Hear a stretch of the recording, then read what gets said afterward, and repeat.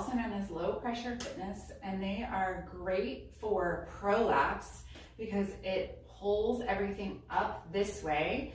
And we used to think that prolapse was pelvic floor muscle weakness, but now we know with more research that's a little more complicated than that, and sometimes there's tension in the pelvic floor, and so the pelvic floor can't work well, and the tension in the pelvic floor causes prolapse symptoms.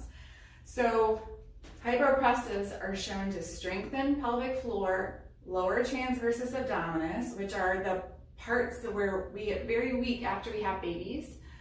So they're great for prolapse, incontinence, diastasis, core strengthening, especially postpartum, and in the perimenopause time.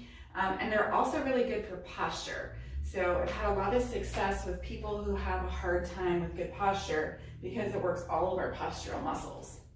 So that's kind of the intro of like why you may want to be doing low pressure fitness or hypopressives. And then let's talk about the how to do an apnea or a breath hold in the hypopressive. So I will first show you what it looks like.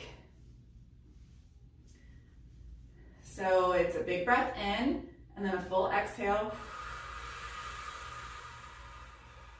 I'm going to swallow. So you may have seen that I swallow to close my glottis. That creates a stopping point here, and I open my ribs. That creates a negative pressure and pulls everything up. So let's help you figure out how to do that. So take a nice deep 360 breath, so your rib cage opens to the front, back, and side ribs. And then exhale out all your air.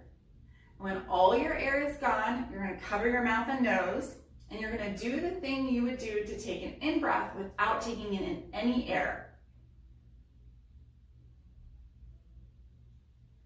And notice when you do that without trying to suck in your tummy just kind of goes along for the ride, and you may notice you get some rib going this way. You also may notice that your neck muscles may pop out. So let's do that again.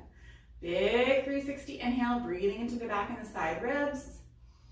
Exhale out all your air. And when all your air is gone, you're going to cover your mouth and nose. And you're going to do the thing you would do to take an in-breath without taking in any air.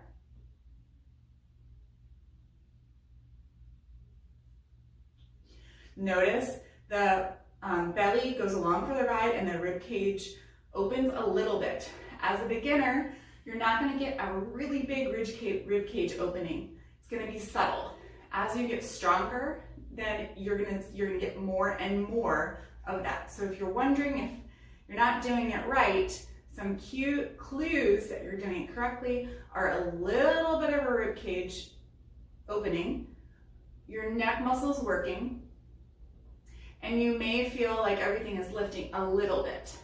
Okay, so play around with that.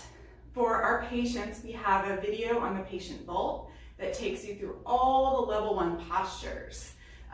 And you have an opportunity to practice. They're really fun and really actually very tiring for our postural muscles.